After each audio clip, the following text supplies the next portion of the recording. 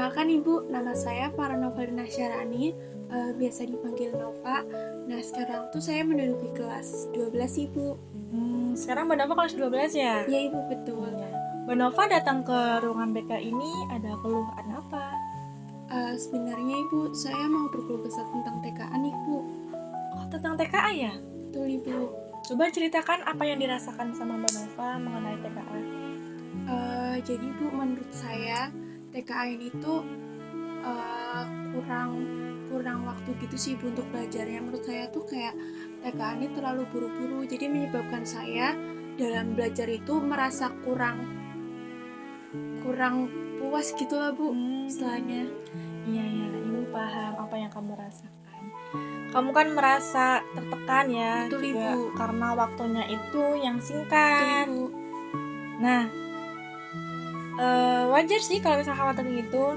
Ibu cuman mau tahu nih kalau misal selain dengan TKA yang mendadak, ada apa sih yang merasa kamu tertekan lagi? Nah, selain itu ya Bu, saya kan kelas 12 nih Bu sekarang.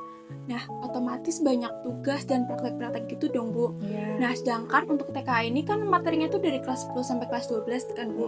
Dan itu kan materi yang banyak banget ya Bu. Bener. Tapi tuh sekolah juga tetap ngasih tugas yang banyak gitu Bu. Jadi kayak saya tuh bingung ngatur waktunya antara ngerjain tugas sama buat belajar TKA. Nah, sedangkan saya sendiri juga sudah bimbel nih Bu.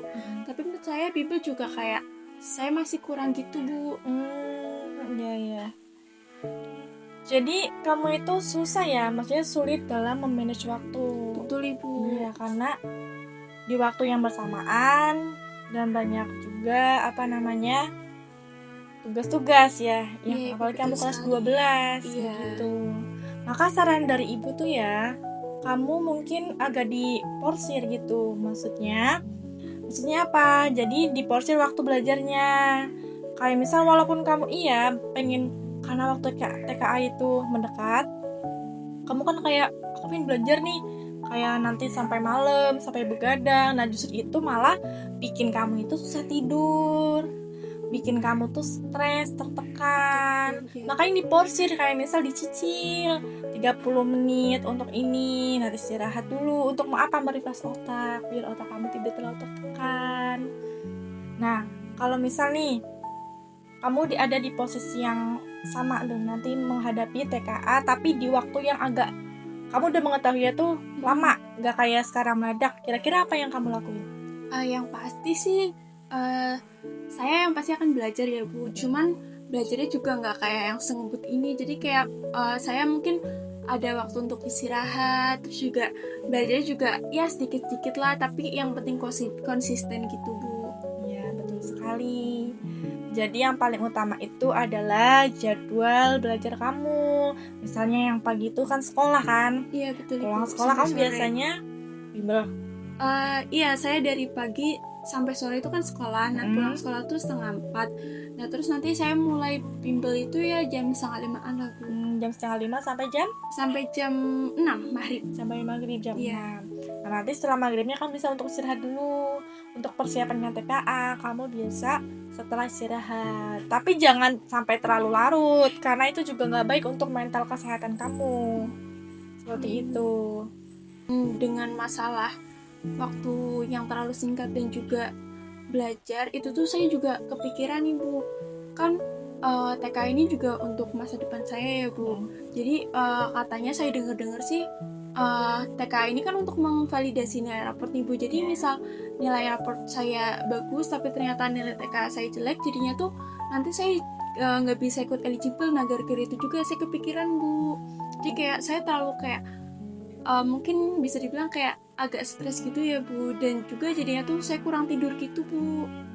Jadi terlalu banyak faktor ya yang bikin kamu tuh banyak pikiran gitu ya. Betul. Apalagi itu mempengaruhi masa depan kamu. Betul Ibu. Jadi kayak saya tuh merasa takut gitu deh Bu, barangkali kayak gagal atau gimana.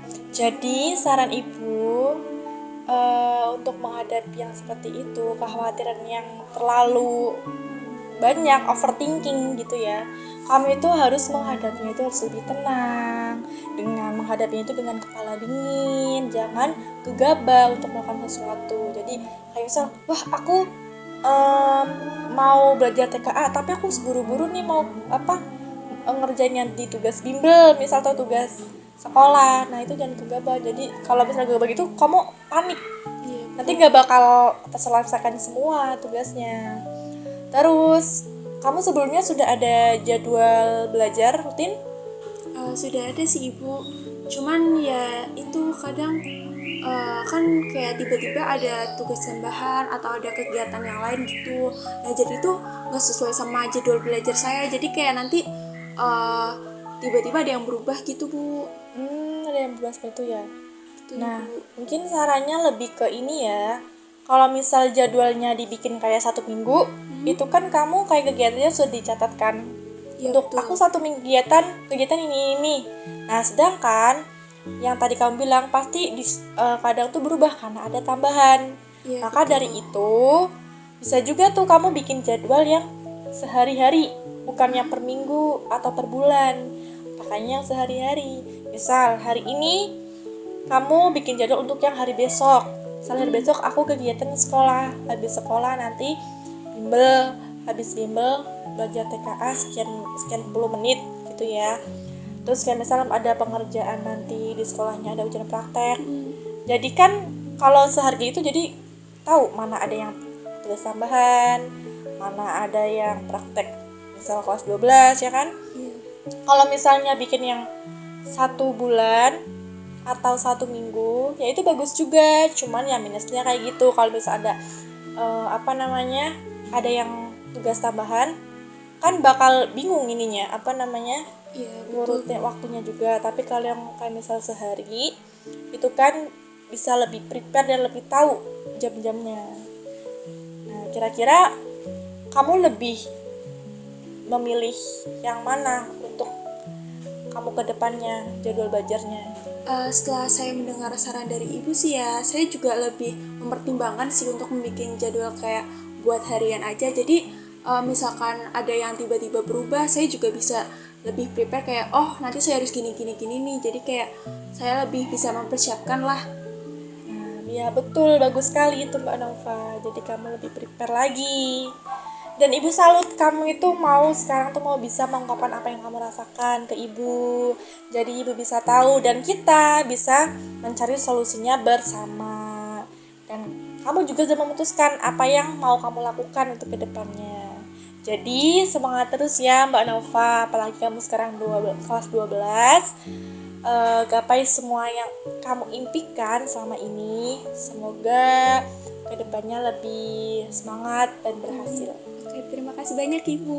Ya, terima kasih juga udah mau mengungkapkan keluh kesah di ruang BK ini. Kamu jangan takut kalau misal ada keluh kesah lagi, datang ke ruang BK. Karena ruang BK itu mencari solusi bersama, bukan untuk menghukum atau menghakimi.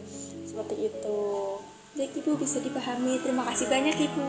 Ya, sama-sama Mbak Naufa. Saya pamit dulu ya Ibu. Ya, hati.